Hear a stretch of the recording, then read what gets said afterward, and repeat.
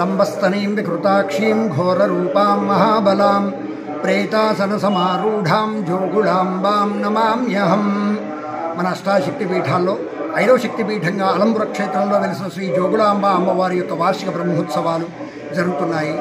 ఇక్కడ పాంచాన్య దీక్షగా అంటే 5 రోజులు దీక్షగా చేస్తాము. ఇక్కడ ఈరోజు వచ్చేసి పంచమ రోజు. ఈరోజు అమ్మవారికి సహస్ర కలశాభిషేకం ఉంది. ఈరోజు విశేషం ఏమనగా అమ్మవారికి నిజరూప దర్శనం కలిగే ఒకే ఒక రోజు ఈరోజు. ఇలాగ 2 ఉంటాయి. సింహాసనంలో అప్పన్న, అలంపురం జోగులాంబ అమ్మవారి యొక్క నిజరూప దర్శనాలు సంవత్సరంలో ఒకసారి మాత్రమే ఉంటాయి. వార్షికం చేస్తారు. అనేది అమ్మవారు ఊష్ణ రూపం, అందుకని చుట్టూ నీళ్లుండి నీటి మధ్యలో ఉంటుంది అమ్మవారు. పై పలు వరుస ఇక్కడ పడింది అమ్మవారికి. అమ్మవారు ఊష్ణ రూపం కాబట్టి ఆవిడికి ఆ ఊష్ణం తగ్గడం గురించి సహస్ర కలశాలతో అమ్మవారికి అభిషేకం చేస్తాము. వార్షికంలో ఒక్కరోజు మాత్రమే ఉంటుంది. మామూలుగా అమ్మవారికి అందరి ఆలయాల్లో ఇచ్చినట్టుగా ఇక్కడ హారతులు ఉండవండి. కేవలం అమ్మవారికి త్రికాల హారతులు మాత్రమే ఉంటాయి. ఈ సహస్ర కలశాభిషేకం ఇప్పుడు ప్రారంభమవుతుంది. ఇప్పుడు యాగశాలలో మహాపూర్ణాహుతి జరుగుతోంది. పూర్ణాహుతి అనంతరం ఈ కలశ ఉద్వాసన చెప్పి ఇక్కడి నుంచి అవభృత స్థాన విధానంగా అమ్మవారికి సహస్ర కలశాభిషేకం ప్రారంభమవుతుంది.